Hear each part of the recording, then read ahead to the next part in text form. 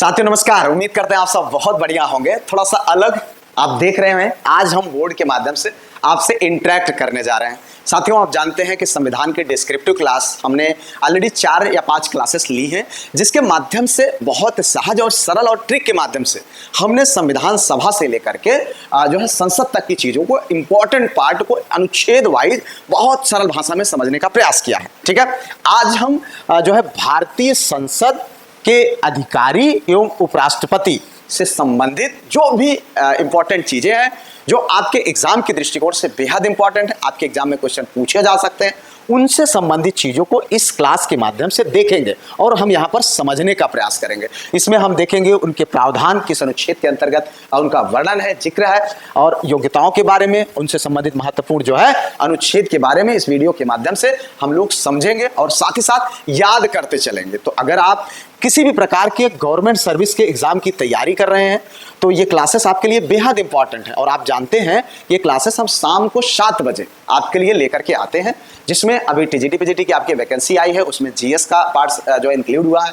इसके अतिरिक्त आपकी जो है और जो एग्जाम्स हैं, बीओ की वैकेंसी आ रही है, अभी आपका जो है यूपी पीसीएस की वैकेंसी आई हुई है, जिसमें हम बीएसए और डायरेक्ट सीनियर लेक्चरर जैसे तमाम एग्जाम्स हैं जिनको आप टारगेट कर रहे हैं। अभी आपका सुपर टेट आया। इस तरीके से हम पूरे सिलेबस को, जीएस के सिलेबस को समझेंगे, साथ साथ हम प्रैक्टिस करेंगे। मॉर्निंग में करंट अफेयर्स होती है भाई, एकदम मजेदार होगा। ठीक है, अब देखिए यहाँ पर हम क्या बात कर रहे हैं, संसद के अधिकारी कौन कौन होते हैं समझने का प्रयास करिए यार। अब अधिकारी का मतलब ऑफिसर से ही नहीं होता है।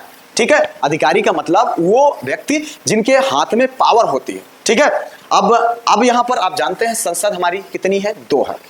एक राज्यसभा होती है, ठीक है, जिसको उच्च सदन बोलते हैं। दूसरी लोकसभा होती है, जिसको people house of the people बोला जाता है, यानी जो है ये लोअर बॉडी होती है, यानी लोअर सदन होता है, इसको कहा जाता है।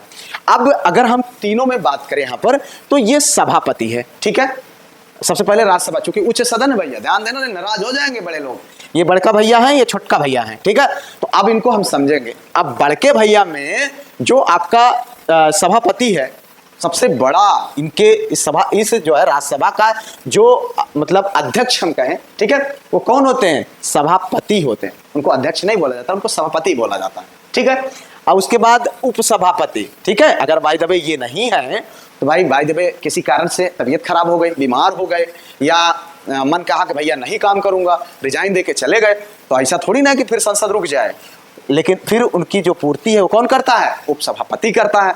इसी तरीके से एक महासचिव होता है राज्यसभा का, तो ये राज्यसभा के प्रमुख अधिकारी हो गए। ठीक है, इनके बारे में हम अभी डिटेल में समझेंगे, इनके कार्य क्या है, कौन से अनुच्छेद के अंतर्गत आते हैं, तो ये बहुत सरल हो जाएगा। अब आगे हम देखते हैं यहाँ पर लोकसभा, ये छोटका भैया। ठीक है, लेकिन सबसे इंपॉर्टेंट ये जलवा इन्हीं का होता है भैया। ठीक है, संख्या भी इनकी ज्यादा होती है, हम लोगों ने डिटेल में पढ़ा है, लेकिन यहाँ पर हम उनके अधिकारियों के बारे में हम देख रहे हैं। ठीक है, तो अब समझिएगा।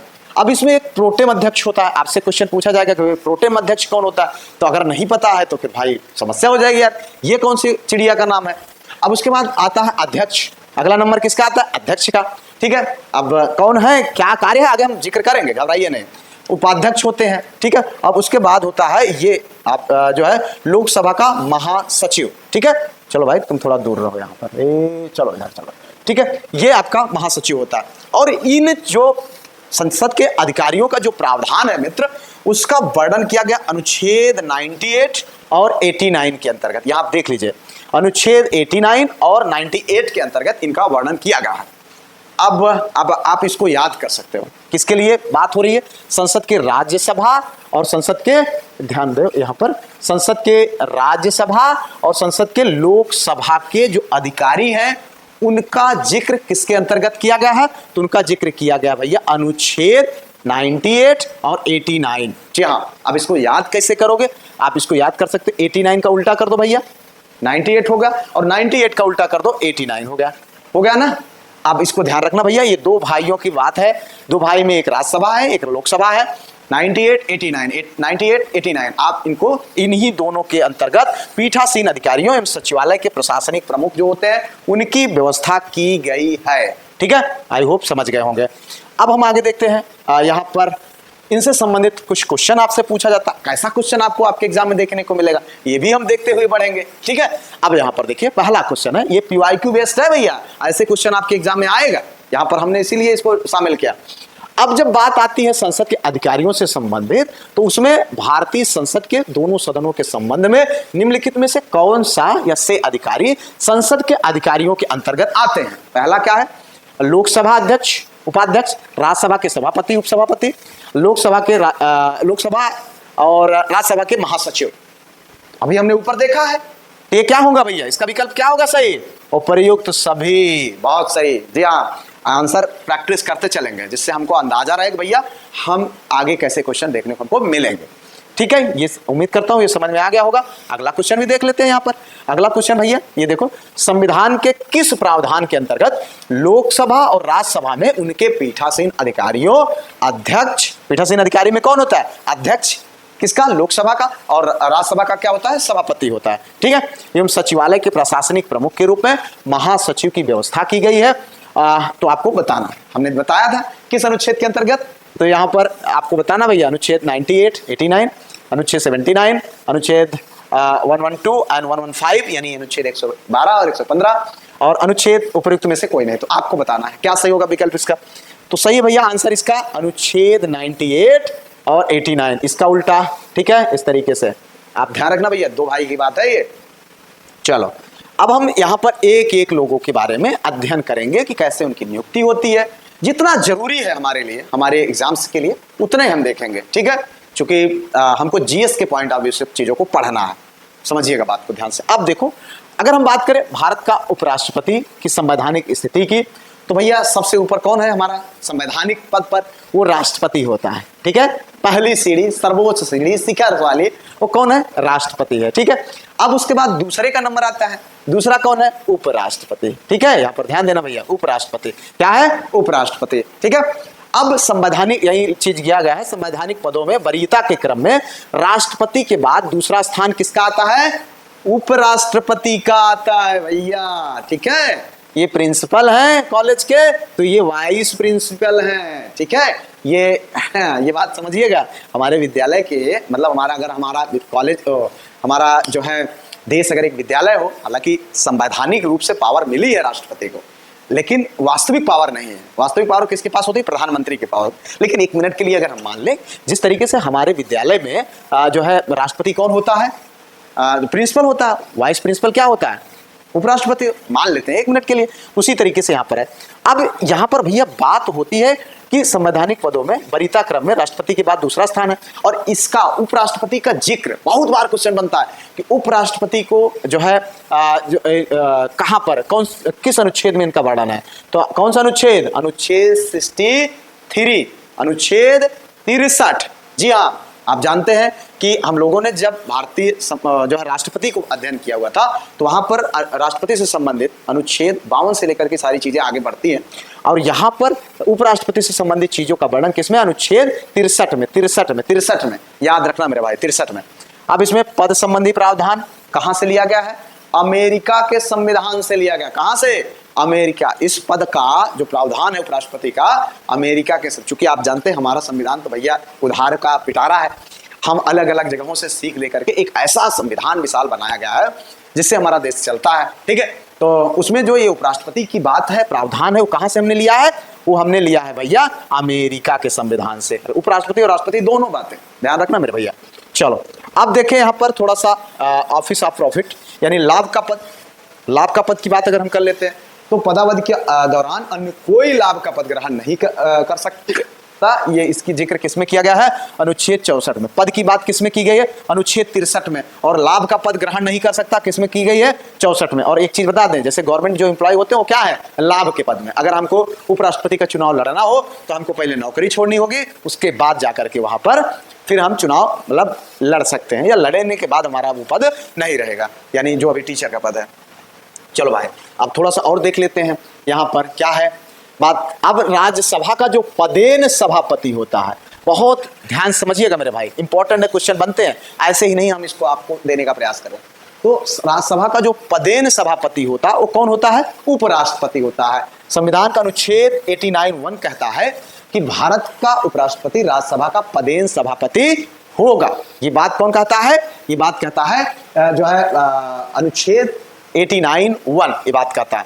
और एक चीज और, राज्यसभा जो है पीठासीन अधिकारी होता है। ठीक है, क्या होता है? पीठासीन अधिकारी होता है। कहाँ? किसका?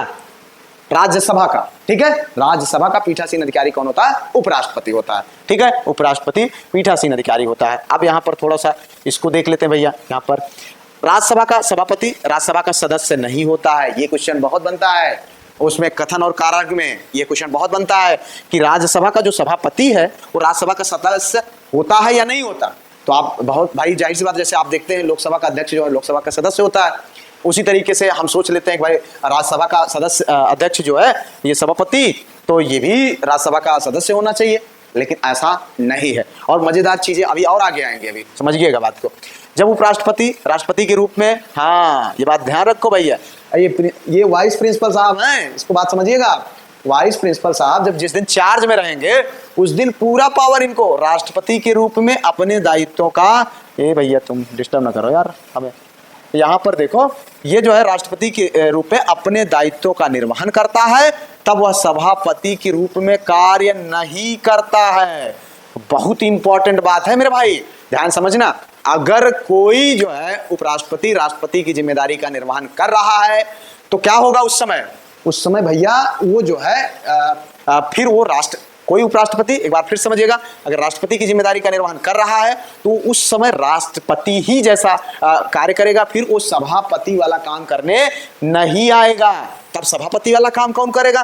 तब सभापति वाला काम करेगा जो है जो उपाध्यक्ष होता है राज्यसभा का, वो जिम्मेदारी को संभालेगा, इसीलिए तो उपाध्यक्ष होता है। ठीक है, तो समझिएगा बात को, इतना समझ गए? उम्मीद करते हैं यहाँ पर अब डाउट नहीं होगा। जब कभी इस तरीके की परिस्थितियां बनती है, मान लीजिए राष्ट्रपति देश से बाहर है, ठीक है, या फिर जो है बीमार हो गए, या फिर कोई और ऐसी आपत्ति स्थिति में है, या त्याग पत्र दे दिया, महाभियोग लग गया, जो भी समस्याएं आ गई, तो वो जब अपने पद का त्याग करेंगे तो उस समय जिम्मेदारी कौन निभाएगा? जब तक नया राष्ट्रपति नहीं आ जाएगा, उपराष्ट्रपति। और उस दौरान पूरा का पूरा वेतन, भत्ता, लाभ, सब कुछ उपराष्ट्रपति को राष्ट्रपति जैसा मिलेगा।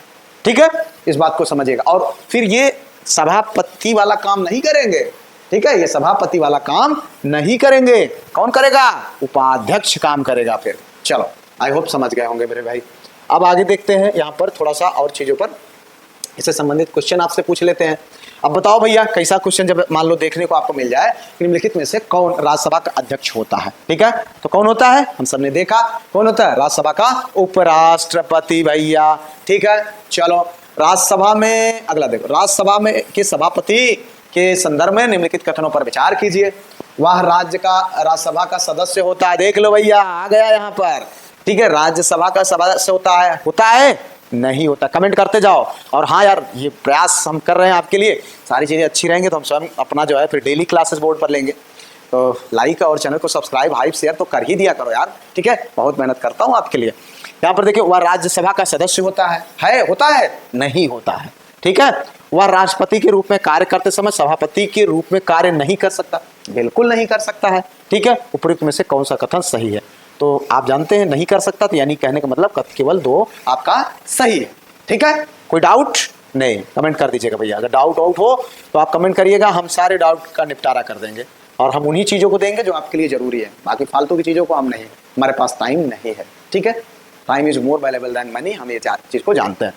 यहाँ पर देखिए, उपराष्ट्रपति की योग्यताओं की जब बात आती है तो 66(3) के अंतर्गत उपराष्ट्रपति के, अब ये भी देखो भाई क्वेश्चन बन जाता है कि उपराष्ट्रपति की योग्यताओं का जिक्र किस अनुच्छेद के अंतर्गत है, तो 66(3) के अंतर्गत किया गया है। ठीक है, अब उसमें कुछ चीजें हैं जिसको आपको जानना चाहिए। पहला बात तो भैया भारत का नागरिक हो।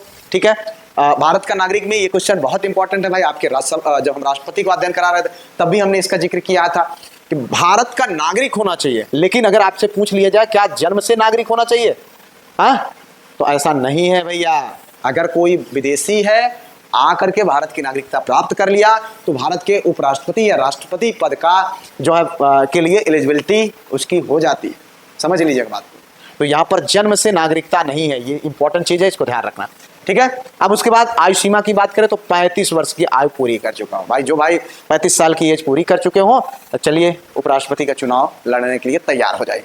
2-3 साल में मैं भी लड़ने के लिए तैयार हो जाऊंगा। ठीक है, आप देखें सदस्यता की योग्यता जो होती है, राज्यसभा का सदस्य निर्वाचित होने की योग्यता रखता हो, राज्यसभा का सदस्य होने की योग्यता रखता हो। लेकिन राज्यसभा का सदस्य होना कोई जरूरी नहीं है। ठीक है, अब देखो यहाँ पर दो चीजें डिस्क्वालिफिकेशन क्राइटेरिया जो है क्राइटेरिया के रूप में देखें तो राज्य सरकार का स्थानीय संस्था में जो है वेतन भोगी ना हो, यानी कोई सरकारी कर्मचारी ना हो, आर्थिक लाभ ना हो, या संसद या राज्य विधान मंडल का सदस्य ना हो। ठीक है, यदि निर्वाचित होते समय सदस्य है तो निर्वाचित होने के पश्चात वह स्थान रिक्त हो जाएगा, यानी उसका पद चला जाएगा, जो अभी ऑलरेडी हमने आपको बताया। ठीक है भाई, चलो अब यहाँ पर हम देख लेते हैं, आगे बढ़ते हैं। अब इसके लिए ऐसा नहीं है कि आपका मन में आया, आपकी जेब में फूटी कौड़ी नहीं है, आप चले गए उपराष्ट्रपति का फॉर्म भरने, उपराष्ट्रपति के लिए जो है कहे भैया हम चुनाव लड़ेंगे, हम 35 साल के हैं, तो ऐसा तो है नहीं। उसके लिए कुछ शर्तें हैं। भारतीय रिजर्व बैंक यानी RBI संस्था के द्वारा आपके पास कम से कम जमानत रूप के 15,000 रुपया आपके पास होना चाहिए, तभी आप चुनाव लड़ पाएंगे, नहीं तो जिसका मतलब सब भर दें। और उसमें अभी आप आगे भी और सारी चीजें देखें। उपराष्ट्रपति के प्रत्येक उम्मीदवार को जमानत मतलब राशि के रूप में जमा करना 15,000 अनिवार्य होता है, और जब एक निश्चित तय पर वोट उसको नहीं मिलता तो उसकी जमानत राशि क्या होती है, जब्त हो जाती है। जैसा कि आप विधानसभा के चुनाव हो गया, ठीक है, लोकसभा का चुनाव होगा, उसमें भी आप जानते हैं, देखते हैं। तो यहाँ पर कितना होता है, ये राशि आपसे पूछी जा सकती है, कितनी संख्या आती है, 15,000। कितनी, 15,000। आई होप एकदम क्लियर हो गया होगा। ठीक है, चलो भाई आगे देख लेते हैं। यहाँ पर अब इनके इससे संबंधित कुछ क्वेश्चन हम पूछ लेते हैं भैया यहाँ पर आपसे। उम्मीद करते हैं आप कमेंट में इनका आंसर करते रहिए, फटाफट करते रहिए। ठीक है, अब देखो उपराष्ट्रपति के निर्वाचन के संबंध में निम्नलिखित में से कौन सी योग्यता अनिवार्य है? नहीं है, अनिवार्य नहीं है। उपराष्ट्रपति के निर्वाचन के संबंध में निम्नलिखित में से कौन सी योग्यता अनिवार्य नहीं है? तो क्या है, वह भारत का नागरिक हो। ठीक है, अनिवार्य नहीं की बात कर रहा, वो 35 वर्ष की आयु पूर्ण कर चुका हो। ठीक है, ये भी सही है, ये भी सही है। अब हमने देखा वह लोकसभा का सदस्य निर्वाचित होने की योग्यता रखता हो, वह राज्यसभा का सदस्य निर्वाचित होने की किसका होगा? हमने क्या देखा था ऊपर, राज्यसभा निर्वाचित होने का मतलब राज्यसभा के सदस्य निर्वाचित होने की योग्यता रखता हो, वो हो या ना। ठीक है, तो यहाँ पर जो सही विकल्प होगा वो होगा भैया हमारा C, ये वाला आंसर, यानी लोकसभा नहीं राज्यसभा के निर्वाचित होने की योग्यता रखता हो। ठीक है, चलो अब देखो भाई अगला क्वेश्चन यहाँ पर ये है, भारत के उपराष्ट्रपति के निर्वाचन के लिए जमानत राशि के रूप में अभी हमने देखा कितना है भैया, 15,000 रुपया। ठीक है, तो चलो ये भी सही हो गया। आगे देखते हैं अगला क्वेश्चन। यहाँ पर क्वेश्चन क्या, यहाँ पर हम समझने का प्रयास करेंगे। आगे महत्वपूर्ण अनुच्छेद जो पद, भूमिका और चुनाव से संबंधित है, इनके अनुच्छेद 63 के अंतर्गत अगर हम बात करें तो उपराष्ट्रपति का प्रावधान है।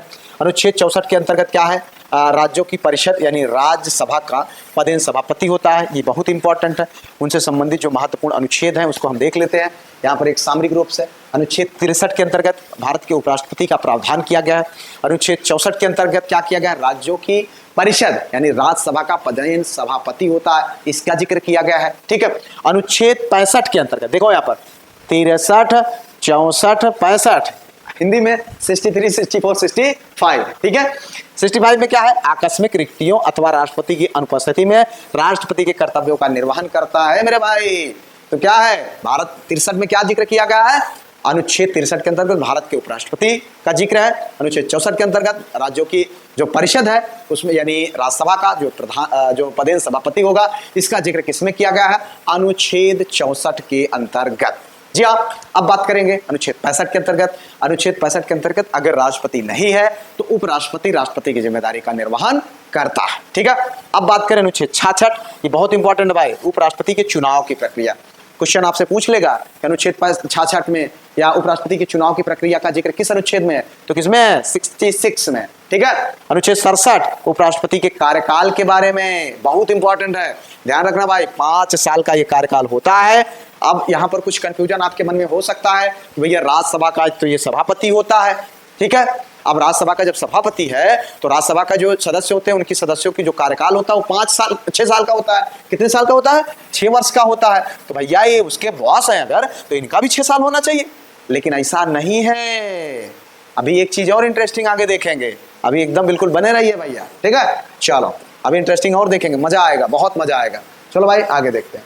अब यहाँ पर महत्वपूर्ण रिक्तियां जो है शपथ संबंधित अब और अनुच्छेद जो है इसमें देखा, अनुच्छेद 68। अनुच्छेद 68 के अंतर्गत क्या है, हमने 63 देखा, 64 देखा, 65 देखा, 66 देखा, 67 देखा, अब 68 देख रहे हैं। कार्यालय की रिक्ति की पूर्ति के लिए चुनाव का समय निर्धारण तथा आकस्मिक रिक्ति के लिए चुने गए व्यक्ति के कार्यकाल का जिक्र किसमें है? अनुच्छेद 68 में। ठीक है, अनुच्छेद 69 में क्या है? उपराष्ट्रपति द्वारा जो शपथ होता है, शपथ ग्रहण। 69 राष्ट्रपति किसके अंतर्गत शपथ लेता है? अनुच्छेद 60 के अंतर्गत। और उपराष्ट्रपति किसके अंतर्गत शपथ लेता है? 69 60 के ठाठ से राष्ट्रपति शपथ लेता है भैया।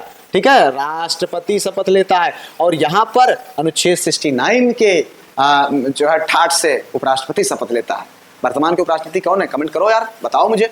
ठीक है, अभी जो है अब इसके बाद आगे देखो, यहाँ पर अगला है अनुच्छेद 70 आ गया। अनुच्छेद 70 एक अनुच्छेद देख लो कैसे पूछा जा रहा है। 63, 64, 67, 65, 66, 67, 68, 69, 70, 71। अब 70 देखो, अन्य आकस्मिकताओं में राष्ट्रपति के कर्तव्यों का निर्वहन करता है, मतलब परमानेंटली नहीं। ठीक है, जब कभी मान लीजिए कोई इस तरीके की आकस्मिक स्थिति बन गए तो जो राष्ट्रपति के कार्य का निर्वहन करने का जो प्रावधान है अनुच्छेद 70 के अंतर्गत। अब देखो, थोड़ा सा कंफ्यूजन आपके मन में हो सकता है। यहाँ पर आपको लगेगा कि यार यहाँ पर तो आप बता रहे हैं कि आकस्मिक रिक्तियों तथा राष्ट्रपति की अनुपस्थिति में राष्ट्रपति के कर्तव्यों का ये जो अनुच्छेद है 65 में जो बात कही गई है, इसमें आकस्मिक रिक्तियों का मतलब जैसे मान लीजिए राष्ट्रपति के निधन हो जाए, ठीक है, राष्ट्रपति को अचानक पद से हटा दिया जाए, ठीक है, या ऐसी स्थिति हो जाए कि वो अनुपस्थित ही हो जाए, ठीक है, तब जाकर के जो प्रावधान है वो 65 के अंतर्गत आएगा। और अभी वैसे मान लीजिए राष्ट्रपति हैं, विदेश चले गए हैं, किसी कार्य से नहीं है, छोटा मोटा उनकी जिम्मेदारी निभाना है। मान लेते हैं कि आप प्रिंसिपल है, मतलब कॉलेज का जो प्रिंसिपल है परमानेंटली चला जाए, आप प्रभारी प्रधानाचार्य बन जाएंगे। ठीक है, समझ लीजिएगा बात। तो अनुच्छेद 65 के अंतर्गत आप प्रभारी प्रधानाचार्य बन जाएंगे और प्रधानाचार्य का पूरा पावर आपको मिल जाएगा। लेकिन भाई जब उस दिन सीएल पे हैं, छुट्टी पे हैं प्रिंसिपल साहब, तब आपको जिम्मेदारी जो मिलेगी कि सामान्य देख रेख आप जो करेंगे विद्यालय में वो अनुच्छेद 68 के अंतर्गत, 68 के अंतर्गत, ये समझिएगा, सामान्य देख रेख कार्यालय की रिक्ति की पूर्ति के लिए चुनाव का समय निर्धारित, सॉरी यहाँ पर नहीं, अनुच्छेद 70 है, सॉरी इसमें नहीं, हाँ यहाँ पर ये देखिए अनुच्छेद 70 के अंतर्गत जो सीएल लेकर के अगर वो बाहर आए, यानी किसी कारण से उनका मन है कि आज भैया हम नहीं जाएंगे, तो अन्य आकस्मिकताओं में राष्ट्रपति के कर्तव्यों का जो निर्वहन होता है वो अनुच्छेद 70 के अंतर्गत होता है। अनुच्छेद 68 के अंतर्गत जो है कार्यालय की रिक्तियों की पूर्ति के लिए चुनाव का समय निर्धारण, ठीक है, तथा आकस्मिक रिक्तियों के चुने गए व्यक्तियों का कार्यकाल से संबंधित होता है। अनुच्छेद 69 की बात करें तो उपराष्ट्रपति द्वारा शपथ ग्रहण की बात होती है, हमने देखा। और अनुच्छेद 71 की बात करें तो उपराष्ट्रपति के चुनाव संबंधी अथवा उससे संबंधित जो विषय होते हैं उनका जिक्र अनुच्छेद 71 में। ये इंपॉर्टेंट नहीं है, इंपॉर्टेंट है आपका ये वाला इंपॉर्टेंट है, ठीक है। और उसके बाद आपसे क्वेश्चन यहाँ से बन जाएगा, अनुच्छेद उपराष्ट्रपति के कार्यकाल 67 इंपॉर्टेंट है, 66 इंपॉर्टेंट उपराष्ट्रपति के चुनाव का संबंध जो है। और उसके बाद यहाँ पर अनुच्छेद 65 इंपॉर्टेंट है, ठीक है, अनुच्छेद 64 इंपॉर्टेंट है, अनुच्छेद 63 इंपॉर्टेंट, ठीक है। तो ये 3-4 इंपॉर्टेंट, इनको खूब रख लेना अच्छे से, जिससे क्वेश्चन इस तरीके का आए तो आपसे गलती ना हो। अब आप पूछ लेते हैं यहाँ पर आपसे कुछ सवाल, बता दो भैया आंसर फटाफट हमसे, हमको उम्मीद करते हैं आप बढ़िया एकदम मस्त बताएंगे। भारतीय संविधान के किस अनुच्छेद के तहत भारत के उपराष्ट्रपति का प्रावधान किया गया है? किसमें किया गया है? 63 एकदम कुर्ता फाड़ के, ठीक है, बताओ भैया आंसर 63। आप देखो संविधान के किस अनुच्छेद के अंतर्गत उपराष्ट्रपति द्वारा राष्ट्रपति के कर्तव्यों का निर्वहन का किया गया है? तो किसमें है? 65 में है, ध्यान रखना भाई, उपराष्ट्रपति के कर्तव्यों का निर्वहन की बात किसमें की गई है? अनुच्छेद 65 में की गई है भैया। 70 वाले के चक्कर में ना रहना, सीएल पे गए हैं प्रिंसिपल साहब, ठीक है, यहाँ पर आप देख सकते हैं ये 65, ठीक है। चलो भैया, अब हम आगे थोड़ा सा इनसे संबंधित चीजों पर और देखने का प्रयास करेंगे। अब हम भैया उपराष्ट्रपति के निर्वाचन पदावधि एवं शक्तियों पर थोड़ा सा देख लेते हैं सरसरी निगाह में, जी हाँ, जितना आपके लिए इंपॉर्टेंट है। हम बात करें उपराष्ट्रपति का निर्वाचन संसद के दोनों सदनों के सभी सदस्यों, हाँ ये बहुत ही इंपॉर्टेंट है भैया, उपराष्ट्रपति का निर्वाचन संसद के दोनों सदस्यों के सभी सदस्यों से मिलकर गठित होने वाले निर्वाचन मंडल द्वारा किया जाता है। ध्यान देना मेरे भाई, उपराष्ट्रपति का निर्वाचन संसद के दोनों सदनों के सभी सदस्यों से मिलकर गठित एक निर्वाचन मंडल बनाया जाता है और उसमें उसके द्वारा जो है इनका निर्वाचन किया जाता है। किससे? सिर्फ संसद के दोनों सदनों के सभी सदस्यों से मिलकर गठित होने वाले निर्वाचन मंडल के द्वारा, ठीक है। इसमें शामिल कौन होता है? संसद के दोनों सदनों के सभी सदस्य, चाहे वो निर्वाचित हो चाहे वो मनोनीत हो। और एक चीज और आपसे कथन एवं कारक में पूछ लेगा, शामिल कौन नहीं होता है? राज्यों की विधानसभा सदस्य इसमें भाग नहीं लेते हैं। राष्ट्रपति के चुनाव में भाग लेते हैं लेकिन उपराष्ट्रपति में भाग नहीं लेते हैं, तो पूछ लेगा भैया, इसलिए कंफ्यूज नहीं, कंफ्यूज होना बिल्कुल मना है। राज्य विधान परिषद यानी स्टेट लेजिस्लेटिव काउंसिल के सदस्य राष्ट्रपति या उपराष्ट्रपति के किसी भी, हाँ ये बात इंपॉर्टेंट है यार, ध्यान रखना, हम इसको मिस कर सकते थे। अब यहाँ पर जब आती है जैसे राज्य विधान परिषद जो होते हैं, स्टेट लेजिस्लेटिव काउंसिल, उनके जो मेंबर्स होते हैं वो ना तो राष्ट्रपति ना तो उपराष्ट्रपति किसी के निर्वाचन में भाग नहीं लेते। ये आप ध्यान रखना है, बहुत इंपॉर्टेंट चीज है। ये क्वेश्चन आपसे पूछा जा सकता है। जो राज्य लेजिस्लेटिव मेंबर्स होते हैं यानी राज्य विधान परिषद, विधानसभा नहीं, जो विधायक होते हैं वो नहीं, एमएलसी, ठीक है, वो जो होते हैं जो है चुन करके डायरेक्टली जनता के द्वारा चुने नहीं होते हैं, वो जो है यहाँ पर भाग नहीं लेते हैं, ना तो राष्ट्रपति के चुनाव में ना तो उपराष्ट्रपति के चुनाव में, ठीक है। उम्मीद करते हैं समझ गए होंगे। अब यहाँ पर हम देखने का प्रयास करेंगे भैया प्रत्याशी की शर्तें। अगर आपको कैंडिडेट बनना है तो ऐसा तो नहीं है कि मुंह उठाए 15,000 जेबा में डाले पहुंचे भैया हमको भी उपराष्ट्रपति का चुनाव लड़ना, ऐसा तो संभव है नहीं।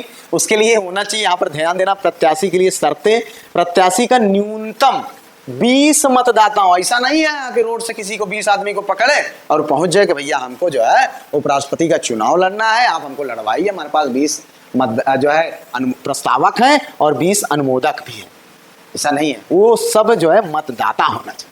कौन मतदाता? जो आपको वोट देंगे उपराष्ट्रपति के चुनाव में। समझ लीजिएगा इस बात को ध्यान से, ठीक है। अब यहाँ पर तो अब ये चीजें जब राष्ट्रपति की बात आती है तो वहां पर कितने होने चाहिए? 50-50, 50-50, यानी राष्ट्रपति के लिए 50-50 और उपराष्ट्रपति के लिए 20-20 चलेगा।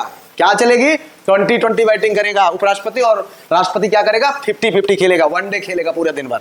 समझिएगा बात को ध्यान से। तो यहाँ पर अब अगर हम बात करें इनकी जो मतदान प्रणाली होगी वो कैसे होगी, तो गुप्त मतदान प्रणाली के माध्यम से आनुपातिक प्रतिनिधित्व प्रणाली के अनुसार जो होता है एकल संक्रमणीय मत पद्धति द्वारा इनका चुनाव होता है भैया, ठीक है। अब देखो यहाँ पर मूल संविधान में व्यवस्था की गई थी कि निर्वाचन जो है संसद के दोनों सदनों की संयुक्त बैठक के द्वारा होगा। इस व्यवस्था को 11वें संविधान संशोधन अधिनियम 1961 के द्वारा क्या कर दिया गया? हटा दिया गया भैया, ठीक है। चलो अब हम देखते हैं आगे, यहाँ पर आगे बढ़ते हैं। उपराष्ट्रपति की पदावधि के बारे में थोड़ा सा आप लोगों को लग रहा होगा कि यार कुछ ज्यादा तो नहीं हो रहा, ज्यादा बिल्कुल नहीं हो रहा, बिल्कुल परेशान हो भैया, ये क्वेश्चन आपसे बनते हैं, आपके एग्जाम में पूछ लेगा।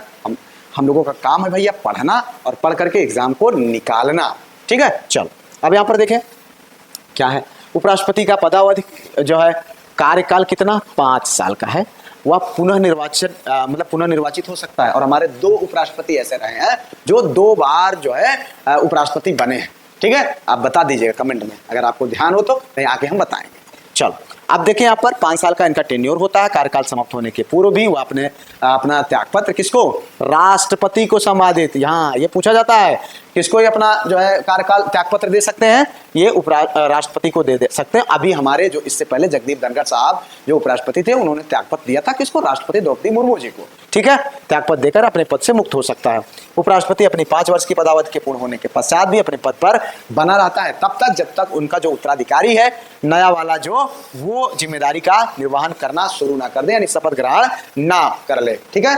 तो आप जैसे कि जाएंगे जगदीप धनखड़ साहब तब तक जो है पद पर थे जब तक जो हमारे नए वाले उपराष्ट्रपति हैं वो अपना पद की यानी अपनी जिम्मेदारी का निर्वहन करना प्रारंभ नहीं कर दिया, यानी शपथ ग्रहण नहीं किए थे, ठीक है। चलो भाई काहे नाराज हो रहे हो आप। आगे देखते हैं यहाँ पर भारत के उपराष्ट्रपति के निर्वाचन के संबंध में निम्नलिखित में से कौन सा कथन सही है? तो भैया बताओ। संसद के दोनों सदनों के निर्वाचित सदस्य ही भाग लेते हैं, ठीक है। संसद के दोनों सदनों के सभी सदस्य निर्वाचित एवं मनोनीत भाग लेते हैं। संसद तथा राज्य विधानसभाओं के सभी सदस्य भाग लेते हैं। क्या सही होगा भैया? इसमें केवल राज्यसभा के सदस्य भाग लेते हैं। तो बताओ फटाफट आंसर। यहाँ पर भाई जो सही विकल्प है क्या है?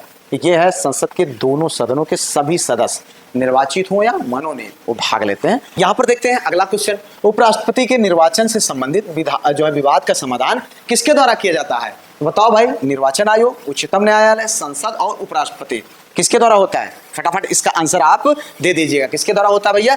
उच्चतम न्यायालय के द्वारा। किसके द्वारा? उच्चतम न्यायालय के द्वारा इसका निपटारा किया जाता है। इससे आगे बढ़ते हैं। ये है पद से आकर मान लीजिए भाई आप उपराष्ट्रपति साहब हैं, एकदम ढिठाई के बैठ ही गए, जो है इधर उधर ऊपर नीचे काम करने लगे। अब उनको लग रहा है कि हमको कोई पद से हटा ही नहीं सकता है, तो उनको पद हटाने की जो प्रक्रिया है वो क्या है, 14 दिन की अग्रिम उनको एक सूचना दी जाती है कि महोदय आपके खिलाफ जो है ऐसा प्रस्ताव तब तक पेश नहीं किया जा सकता जब तक 14 दिन का अग्रिम जो है सूचना उपराष्ट्रपति का उनको मतलब सूचित कर दिया जाता है कि भैया हम आपके खिलाफ होने वाले हैं, यानी हम आपको पद से हटाना चाहते हैं। ठीक है, तो 14 दिन पहले आप सूचना दे दीजिए। संकल्प केवल राज्यसभा में ही रखा जा सकता है, इस बात का विशेष ध्यान देना कि राष्ट्रपति को हटाने का लोकसभा और राज्यसभा दोनों से कहीं से शुरू हो सकता है, लेकिन उपराष्ट्रपति का सिर्फ राज्यसभा से। ठीक है, राज्यसभा अपने तत्कालीन सभी सदस्यों के बहुमत से उसे पद से हटाने का प्रस्ताव पारित कर सकता है, बाद में लोकसभा उसे स्वीकार करे। लोकसभा में ऐसे प्रस्ताव के समर्थक के लिए साधारण बहुमत की आवश्यकता होती है। ठीक है, ये पूछ लीजिए आपसे क्वेश्चन और आपको इतना ध्यान रखना है। चलो भाई, अब यहाँ पर देख लेते हैं थोड़ा सा ऐतिहासिक तथ्य। अगर हम बात करें शपथ की, तो राष्ट्रपति को शपथ कौन दिलाता है, राष्ट्रपति दिलाता है। क्वेश्चन बहुत बनता है आपसे, और या फिर राष्ट्रपति किसी को मनोनीत कर दे कि भाई जाओ आप शपथ करा लो, हमारे पास टाइम नहीं है, तो वो व्यक्ति चला जाता है, शपथ करा लेता है। ठीक है, मासिक वेतन की बात करें तो 4 लाख रुपया मिलता है भैया, जो कि संचित यानी कंसोलिडेटेड फंड ऑफ इंडिया से इनको दिया जाता है। अब बात करें तो राधा कृष्णन साहब और हामिद अंसारी साहब को ही 2 बार जो है उपराष्ट्रपति बनने का अवसर प्राप्त हुआ है। ठीक है, चलो ये ध्यान दीजिएगा, क्वेश्चन बन जाएगा आपसे। अब यहाँ पर उपराष्ट्रपति को पद से हटाने का प्रस्ताव कहाँ प्रस्तुत किया जाता है, तो कहाँ किया जाता है, लोकसभा में नहीं भैया, केवल राज्यसभा में। शुरुआत कहाँ से होती है, राज्यसभा से।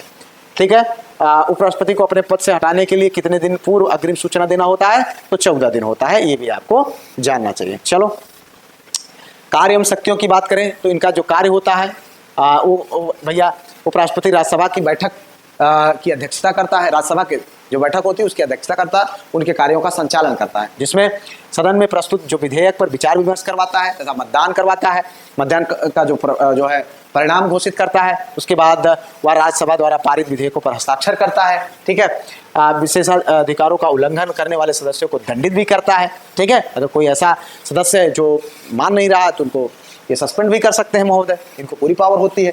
ठीक है, और उसके बाद अगर हम बात करें सदन में प्रश्नों को पूछने के संदर्भ में अपना निर्णय भी देते हैं कि आप पूछ पाओगे कि नहीं पूछ पाओगे, और उसके बाद सदन में असंसदीय भाषा का प्रयोग करने पर भी रोक किसके द्वारा लगाया जाता है, उपराष्ट्रपति के द्वारा। अब हम बात करेंगे कार्यवाहक राष्ट्रपति संबंधी नियम। अब राष्ट्रपति है, उपराष्ट्रपति है, फिर उसके बाद नंबर आता है भारत का न्यायाधीश। अब ध्यान समझना, ये बहुत इंपॉर्टेंट है भाई। ठीक है, यहाँ पर कुछ चीजें हैं जो बहुत इंपॉर्टेंट है। अब इसमें क्या होता है कि अगर मान लीजिए कोई राष्ट्रपति है, वो अपने पद को छोड़ देता है, ठीक है, या त्यागपत्र देता, मृत्यु हो जाती है, कोई महाभियोग लगा करके हटा दिया जाता है, कोई कारण से कुछ भी हो जाए, तो क्या होगा, वो जब हट जाएंगे तो जिम्मेदारी कौन संभालेगा, उपराष्ट्रपति संभालेंगे। ठीक है, अगर भाई दबे उपराष्ट्रपति भी नहीं है तो कौन संभालेगा, भारत का मुख्य न्यायाधीश यानी सीजेआई, समझ रहे हैं ना, सीजेआई जिम्मेदारी संभालेंगे। अगर भाई दबे सीजेआई भी नहीं है तो कौन संभालेगा, तो भैया उच्चतम जो न्यायालय है हमारा, सुप्रीम कोर्ट का जो सबसे वरिष्ठ जो है हमारा न्यायाधीश होगा, ठीक है, वो राष्ट्रपति की जिम्मेदारी का निर्वहन करेगा। और ऐसा एक बार हुआ है, राष्ट्रपति आप जानते हैं कि ऐसा एक बार हुआ है, हमने इस बात पर चक्र भी बहुत बढ़िया से जिक्र भी किया है। ठीक है, आगे देख लेते हैं थोड़ा सा। राष्ट्रपति अपना त्यागपत्र उपराष्ट्रपति को सौंपता है, उपराष्ट्रपति का कर्तव्य है कि तत्काल इसकी सूचना लोकसभा अध्यक्ष को दे दे। चलो भाई, अब यहाँ पर देखिए, ये है भैया आपका ऐतिहासिक उदाहरण, जिसमें 1969 में क्या हुआ था, संकट हुआ था, जिसको हमने बताया था। अनुच्छेद 69 में उपराष्ट्रपति डॉक्टर जाकिर हुसैन साहब की मृत्यु हो गई, और फिर उपराष्ट्रपति बीबी गिरी ने क्या हुआ, चुनाव लड़ने के लिए त्यागपत्र दे दिया, यानी राष्ट्रपति की भी सीट खाली और उपराष्ट्रपति की भी सीट खाली हो गई। तब जो है उच्चतम न्यायालय के मुख्य न्यायाधीश एम हिदायतुल्लाह ने राष्ट्रपति के कर्तव्यों का निर्वहन किया था। आप इसको 20 जुलाई से 24 अगस्त 1969 में ये घटना हुई थी। ये ऐतिहासिक है, याद रखना। किसकी मृत्यु हुई थी, डॉक्टर जाकिर हुसैन साहब की। और फिर चुनाव कौन लड़ रहे थे, बीबी गिरी साहब। ठीक है, चुनाव लड़ा, गिरी जी गिर गए। कौन, देखिए ध्यान समझना, जाकिर जी चले गए, जाकिर हुसैन साहब चले गए और गिरी साहब गिर गए। ठीक है, और जिम्मेदारी के कौन संभालने लगा, हिदायतुल्लाह साहब। ठीक है, चलो अब यहाँ पर आगे देख लेते हैं। यहाँ पर देखें तो कुछ क्वेश्चन है, यदि राष्ट्रपति और उपराष्ट्रपति दोनों के पद एक साथ रिक्त हो तो कौन करता है, भारत का मुख्य न्यायाधीश। ठीक है, और ये ऐसा कब हुआ था? तो 1969 में हुआ था। राष्ट्रपति जाकिर हुसैन के मृत्यु के पश्चात कार्यवाहक राष्ट्रपति के रूप में कार्य किया था न्यायमूर्ति एम हिदायतुल्लाह ने। ठीक है, ये क्वेश्चन आपसे पूछा गया, इसीलिए मैंने इनको आपको देखा भी दिया। तो तैयार रहो भैया, इसीलिए आपको ये सारी चीजें बिल्कुल क्वेश्चन के माध्यम से भी हम आपको दे रहे हैं, जिससे साथ साथ में आपका तैयार होता जाए। चलो भैया, उपराष्ट्रपति अब पढ़ते पढ़ते आप थके होंगे, कहेंगे यार बहुत पढ़ लिया उपराष्ट्रपति। अब थोड़ा सा हम देखते हैं उपसभापति के बारे में। ठीक है, ये कौन होते हैं? राज्यसभा के अधिकारियों में दूसरा नंबर इनका आता है। जब सभापति यानी उपराष्ट्रपति महोदय नहीं होते हैं तो यहाँ पर देखो, अब छोटा हो जाएगा, घबराइएगा नहीं, अब जल्दी जल्दी चीजें समाप्त हो जाएंगे। यहाँ पर देखिए दायित्व, रिस्पॉन्सिबिलिटी की बात आती है और इनका प्रावधान सबसे समझना इंपॉर्टेंट हो जाता है। ये क्वेश्चन पूछा जा सकता है। ये प्रावधान किया गया अनुच्छेद 89(2) के अंतर्गत। किसमें? अनुच्छेद 89(2) के अंतर्गत ये जिक्र है कि राज्यसभा के जो उपसभापति होते हैं, ठीक है, उपसभापति की व्यवस्था अनुच्छेद 89(2) के अंतर्गत किया गया है। राज्यसभा का यह दायित्व है कि निर्धारित किया गया कि वह यथाशीघ्र सदन के किसी एक सदस्य को उपसभापति निर्वाचित करे। अब यहाँ पर एक बहुत इंटरेस्टिंग चीज है, समझना मेरे बात को भैया। उपराष्ट्रपति जो होता है वो सभापति होता है, लेकिन जो उपसभापति होता है वो कौन होता है? वो राज्यसभा का एक जो है मेंबर होता है, जिसको चुन लिया जाता है। ठीक है, उसको निर्वाचित करके उपसभापति बना दिया जाता है। अब यहाँ पर एक बहुत इंपॉर्टेंट आपके मन में सवाल आएगा कि जो उपसभापति होता है, ठीक है, उसका जो कार्यकाल होता है भैया वो होता है 6 साल का। कितना? 6 वर्ष का। ध्यान से ना, सभापति का कार्यकाल 5 साल का। क्यों? क्योंकि वह है भैया उपराष्ट्रपति 5 साल का, और वो मेंबर नहीं है राज्यसभा का। और लेकिन यहाँ पर राज्यसभा का जो मेंबर है, जो उपसभापति बना है, उसका कार्यकाल 6 वर्ष का होता है। और इसका काम क्या है? कर्तव्य एवं उत्तरदायित्व क्या है उसको देख लेते हैं। उपसभापति सभापति की अनुपस्थिति में उसके सभी कर्तव्यों का निर्वहन करता है, परंतु उपसभापति सभापति के अधीन ना होकर के सीधे राज्यसभा के प्रति उत्तरदायी होता है। ऐसा नहीं है कि वो नहीं है तो उनका कार्य नहीं होगा। उनका कार्य कौन करेगा? उपराष्ट्रपति का काम जब उपसभापति के रूप में अगर मान लीजिए उपस्थित नहीं है, उन्होंने जिम्मेदारी संभाल ली है राष्ट्रपति की या किसी और काम कर रहे हैं, तो उस समय जो जिम्मेदारी का निर्वहन होता है वो कौन करेगा? सभापति का। वो जिम्मेदारी का निर्वहन उपसभापति करता है। और एक चीज ध्यान रखना, ऐसा नहीं है कि वो बॉस है उपराष्ट्रपति तो उनके अधीन काम है। उनके अधीन नहीं है भैया। ये किसके अधीन है? ये जो है राज्यसभा के अधीन कार्य करता है। ठीक है, आई होप मजा आ रहा होगा। चलिए भैया आगे थोड़ा सा इनसे संबंधित और चीजों पर देख लेते हैं। अब इनके कार्यकाल बहुत ज्यादा नहीं देखना, इनसे बहुत ज्यादा क्वेश्चन आता नहीं है, लेकिन जानते रहो भाई, आप बहुत अच्छे अच्छे एग्जाम्स में पार्टिसिपेट करने जा रहे हैं तो जानना चाहिए आपको। कार्यकाल एवं त्यागपत्र की जब बात आती है तो इन सभापति, अभी जैसा कि हमने बताया 5 साल का कार्यकाल होता है, और उपसभापति का कार्यकाल की बात करते हैं तो 6 साल का होता है। ठीक है, देख लिया आपने। और उसके बाद त्यागपत्र ये किसको देते हैं? सभापति यानी उपराष्ट्रपति त्यागपत्र राष्ट्रपति को देता है, और उपसभापति त्यागपत्र राष्ट्रपति को देता है। अब आपके मन में एक सवाल आया होगा कि यार हो सकता है, ठीक है, कि ये राज्यसभा के जो है उप सभापति महोदय जो है सभापति के जो है के लिए उत्तरदायित्व नहीं है तो उनको त्यागपत्र नहीं देंगे, लेकिन त्यागपत्र वो उन्हीं को ही देंगे। जो प्रोसेस है, ठीक है, तो इस प्रोसेस को फॉलो किया जाएगा। इस तरीके से आप समझ लीजिएगा। यहाँ पर क्या है भैया, जो सभापति है यानी उपराष्ट्रपति, त्यागपत्र किसको देते हैं? राष्ट्रपति को देते हैं। और उपसभापति किसको त्यागपत्र देता है? सभापति को देता है, यानी उपराष्ट्रपति को देता है। ठीक है, चलो भाई यहाँ पर एक कुछ क्वेश्चन जो पूछे गए हैं उनको आप देख लेते हैं। यहाँ पर देखिए भैया, सभापति के जो है राज्यसभा के उपसभापति के निर्वाचन का प्रावधान भारतीय संविधान के किस अनुच्छेद के अंतर्गत किया गया है? बताओ भाई, किसमें किया गया है? आंसर करो। 89(2) के अंतर्गत। ठीक है, अभी हमने ऊपर देखा था ना भैया, यहाँ पर ध्यान से देखिए कहाँ है? 89(2) के अंतर्गत। ठीक है, तो राज्यसभा का जिक्र इसी में है। अब हम यहाँ पर देखें तो 89(2) के अंतर्गत ये जो है प्रावधान किया गया है। अब इसमें बात करें राज्यसभा का उपसभापति किसके प्रति उत्तरदायित्व होता है? अभी हमने देखा किसके अंतर्गत होता है? राज्यसभा, जो सीधे राज्यसभा के। राज्यसभा, अब इसमें ना कंफ्यूज मत होना, ये बहुत कंफ्यूजिंग हो सकता है, इसीलिए इन सारी चीजों को हम यहाँ पर क्लियर कर रहे हैं।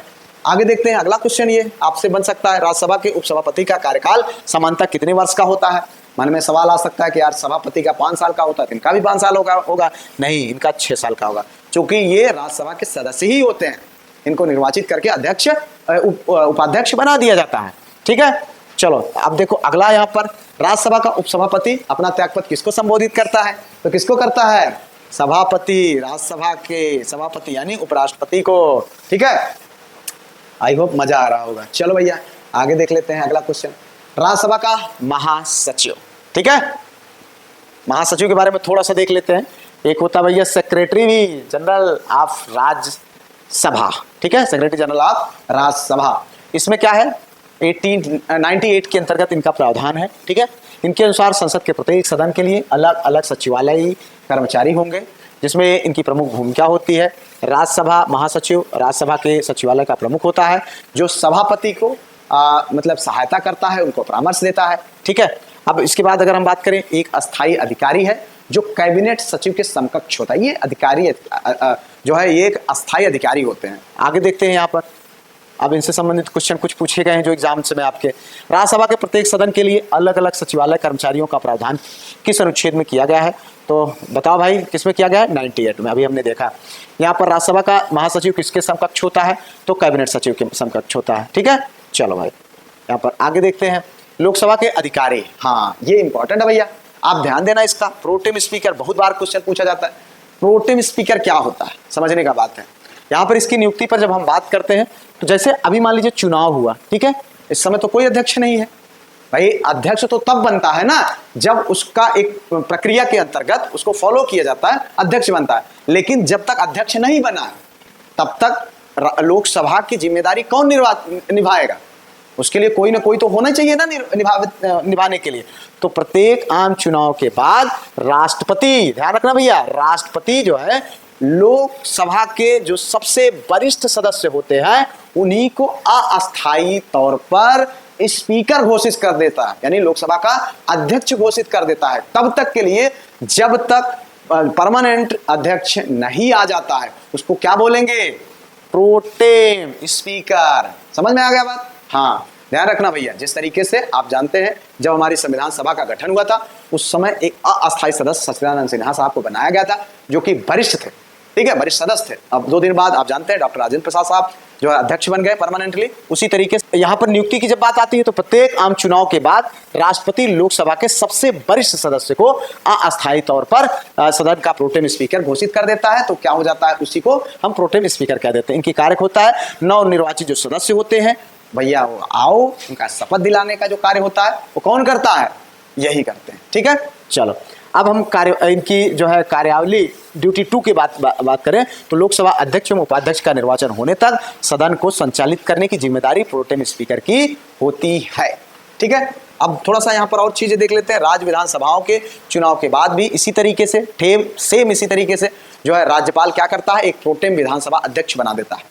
जैसा इसमें बनता है उसी तरीके से वहां राज्यपाल जो है एक प्रोटेम अध्यक्ष बना देता है, तब तक जब तक विधानसभा का अध्यक्ष बन करके नहीं आ जाता है। चलो आगे देखते हैं भैया यहाँ पर, अब इनसे संबंधित क्वेश्चन कैसे बने हैं। प्रोटेम स्पीकर की नियुक्ति सामान्यतः किसके द्वारा की जाती है? तो राष्ट्रपति के द्वारा। ठीक है, प्रोटेम स्पीकर का मुख्य कर्तव्य निम्नलिखित में से क्या होता है? सदन की सभी समितियों का गठन करना, नवनिर्वाचित सांसदों को शपथ दिलाना। क्या है? यही है। ठीक है, ज्यादा इनके पास समय नहीं होता है। जैसे सदस्य सदन लिए, उसके बाद सीधा निर्वाचन हो गया और फिर उसके बाद इनका काम खत्म। अपना जो अध्यक्ष बनता है वो अपनी जिम्मेदारी का निर्वहन करना शुरू कर देता है। अब लोकसभा का महासचिव, ठीक है, महासचिव थोड़ा सा देख लेते हैं, फिर उसके बाद लोकसभा का अध्यक्ष हम आगे देखेंगे।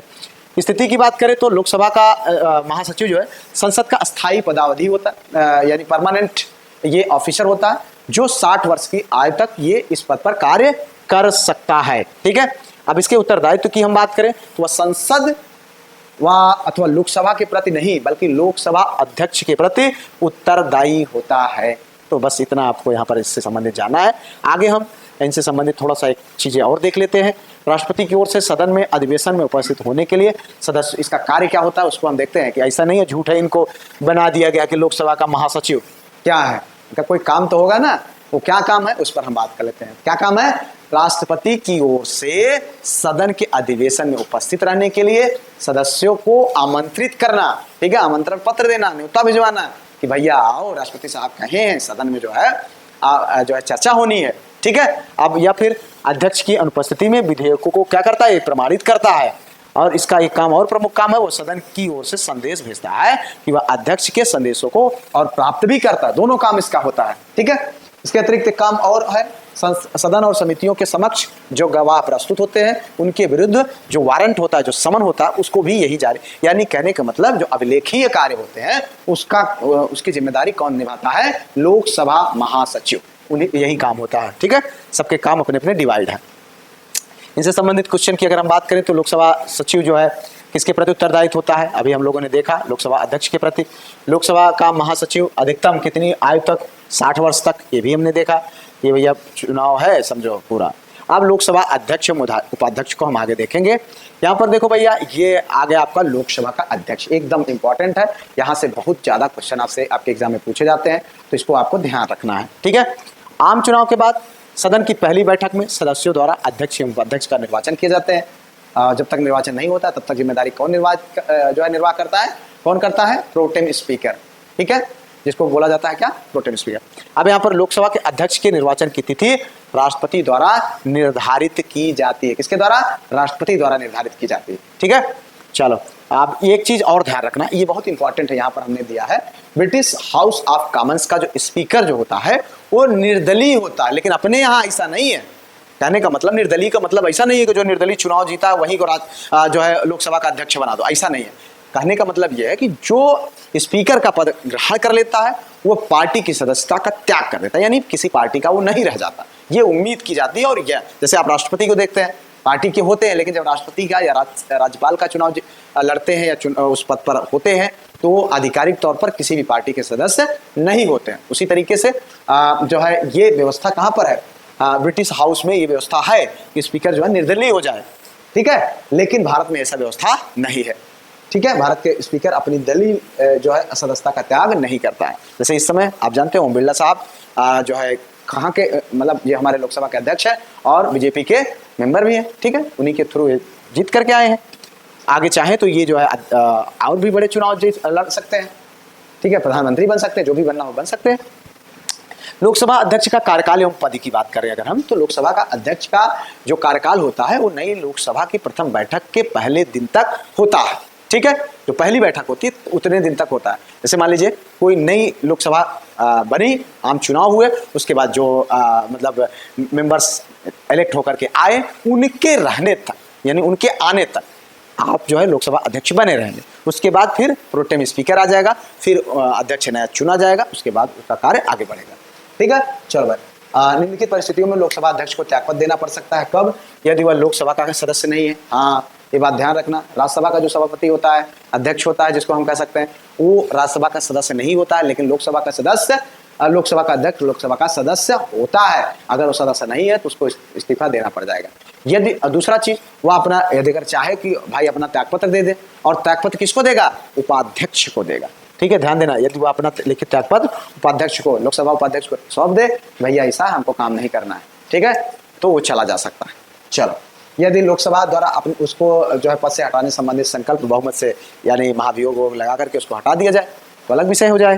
तो इस तरीके से हमने यहाँ पर देखा लोकसभा अध्यक्ष को पद से हटाने के संकल्प हेतु यानी 14 दिन पूर्व सूचना देना आवश्यक है। अगर पद मन में आया कि भैया ऐसा है, लोकसभा अध्यक्ष अच्छे नहीं है, इनको हटा देना चाहिए, तो फिर क्या होता है कि आप जो है 14 दिन पूर्व उनको सूचना दीजिए और उनके खिलाफ कार्रवाई करके आप उनको पद से निवृत्त कर सकते हैं। ये जिम्मेदारियां होती, ये मतलब है।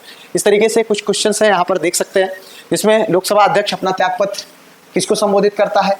ठीक है, तो ये लोकसभा के उपाध्यक्ष को, किसको? लोकसभा के उपाध्यक्ष को। लोकसभा अध्यक्ष को उसके पद से हटाने के संकल्प के लिए कितने दिन पूर्व सूचना देनी होती है? तो 14 दिन पूर्व। ठीक है, चलो ये भी हो गया। अब आगे, अब इसके संसदीय परंपराएं एवं अध्यक्ष के कार्य। अब देखो, यदि सदन की बैठक के लिए गणपूर्ति कितने में होती है, जिन्हें कोरम कहा जाता है, वो 1/10 सदस्य, यानी जितने भी सदस्य संख्या है, ठीक है, लोकसभा के जितने सदस्य हैं, मान लेते हैं एग्जाम्पल स्वरूप 500 मेंबर हैं, ठीक है, तो 500 में 1/10 यानी 50 मेंबर कम से कम होने चाहिए। अगर उपस्थित नहीं है तो अध्यक्ष सदन को स्थगित कर देगा। ठीक है, कम 500 में जो इनका 1/10 मेंबर होता है, ठीक है, वो कम से कम 50 मेंबर होने चाहिए, तभी जाकर के कार्यवाही को आगे बढ़ाई जाएगी। अन्यथा वो क्या कहेगा कि भैया ऐसा है, सभा है नहीं, हटाओ। चलो, लोकसभा अध्यक्ष की बात करें, सदन की सभी बैठकों की अध्यक्षता करता है और कार्यवाही का संचालन यही करता है। ठीक है।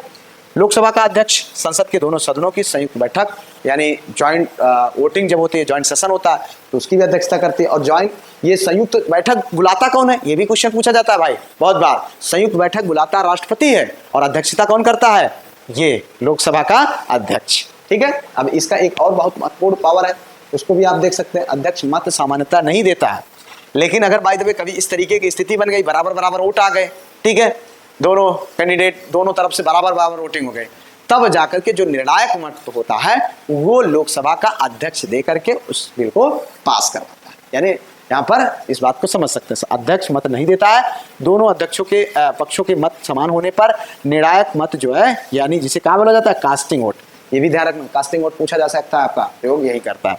अब बात करें अगर हम यहाँ पर विशेषतः तो भारत के संसदीय इतिहास में अभी तक कभी भी इस तरीके के निर्णायक मत के प्रयोग किए ही नहीं गया है। ठीक है। चलो अब कैसा क्वेश्चन देखोगे आप एग्जाम में, संसद के दोनों सदनों की संयुक्त बैठक की अध्यक्षता लोकसभा अध्यक्ष। ठीक है। लोकसभा की बैठकों की गणपूर्ति यानी कॉरम, अगर कुल सदस्य संख्या कितना होना चाहिए, 1/10 भाग। ठीक है। चलो अब आगे देखते हैं यहाँ पर लोकसभा अध्यक्ष की अन्य शक्तियों का। अध्यक्ष ही प्रमाणित करता है कि कोई विधेयक धन विधेयक है या नहीं है, ये बहुत इंपॉर्टेंट है। कोई विधेयक मनी बिल है या नहीं है, इसकी जिक्र, इसका जो है जिक्र कौन करता है, प्रमाणित कौन करता है, ये करता है भैया हमारा लोकसभा का अध्यक्ष। ठीक है। और ये कुछ समितियां हैं, लोकसभा अध्यक्ष स्वयं इसकी इन कार्य समितियों का क्या होता है, अध्यक्ष होता है। जैसे कार्य मंत्रणा समिति, सामान्य प्रयोजन समिति, नियम समिति, इनके जो है ये क्या होता है, अध्यक्ष हो जाता है। ठीक है, पदेन अध्यक्ष। चलो भाई कुछ शक्तियों की बात करें तो लोकसभा अध्यक्ष दल बदल कानून के आधार पर, जैसे अभी चड्ढा जी भाग के आप, हालांकि वो दल बदल कानून पर नहीं लागू हुआ, ठीक है, पार्टी बदल रहे हैं, तो उस तरीके की चीजें होती हैं, तो सदस्य की जो है सदस्यता है उसको जो है निरस्त करने का कार्य लोकसभा अध्यक्ष करता है। हालांकि लोकसभा के मेंबर नहीं थे जो है चड्ढा जी, वो राज्यसभा के मेंबर हैं। ठीक है। तो यहाँ पर देखिए 1992 में उच्चतम न्यायालय ने कहा कि अध्यक्ष के निर्णय को न्यायालय में चुनौती दी जा सकती है। ठीक है, ये भी ध्यान रखना कि भाई दबे अनावश्यक तौर पर अगर वो पूरा कोरम फॉलो करके अगर कोई मेंबर आता है पार्टी में, मतलब दल बदल कानून को फॉलो करते हुए आता है और जो अध्यक्ष चाहे कि भैया मैं सर्वे सर्वा हूँ, मैं तुम्हें अध्यक्ष मतलब मेंबर नहीं मानूंगा, रिजेक्ट कर देगा, तो फिर उसको चुनौती दी जा सकती है। अब देखो कोई इसको ध्यान लेगा, चलो इसको हटाओ। अब हम थोड़ा सा देख लेते हैं उपाध्यक्ष संबंधी प्रावधान। उपाध्यक्ष की बात करें तो 94 में इसका जिक्र किया गया है। लोकसभा जो है भंग हो जाने पर तत्कालीन लोकसभा अध्यक्ष अपने पद का त्याग नहीं करता है, बल्कि वह नई लोकसभा की प्रथम बैठक तक पद पर बना रहता है। इस बात का यहाँ पर बस इतना आपको यहाँ पर इससे संबंधित जानना था। चलो, अध्यक्ष की अनुपस्थिति में उपाध्यक्ष सदन की अध्यक्षता का कार्य करता है। अध्यक्ष की सभी शक्तियों का एवं विशेषाधिकार को प्राप्त करता है। ठीक है। लोकसभा अध्यक्ष एवं उपाध्यक्ष तब तक पद पर बने रहते हैं जब तक वो लोकसभा के सभा के सदस्य हैं, यानी मेंबर होना चाहिए। सदस्यता समाप्त होने पर वो स्वतः ही पद रिक्त हो जाता है, खाली हो जाता है। ठीक है। लोकसभा विघटन के पश्चात भी अध्यक्ष बने अपने पद पर कब तक बना रह सकता है, नई लोकसभा पद जो है कि प्रथम बैठक होने तक। ठीक है। तो इस तरीके की चीज़ों को हम लोगों ने यहाँ पर बहुत सरल भाषा में और सहज तरीके से हम लोगों ने देखने का प्रयास किया। उम्मीद करते हैं कि अब जितना भी ये जो है संसद के अधिकारियों से संबंधित क्वेश्चन आपके एग्जाम में आएगा उनको आप सॉल्व कर लिए होंगे। और इनकी अगर आपको पीडीएफ चाहिए तो भैया ऐप का लिंक डिस्क्रिप्शन में है, जाओ डाउनलोड करो और उनको प्राप्त करो। ये क्लास कैसे लगी कमेंट बॉक्स में जरूर बताइएगा। वीडियो को लाइक, चैनल को सब्सक्राइब, हाइप शेयर करके अपने दोस्तों में जरूर शेयर करेगा। मिलते हैं किसी और वीडियो में किसी और टॉपिक पर, तब तक के लिए जय Hind, Vande Mataram, best of luck.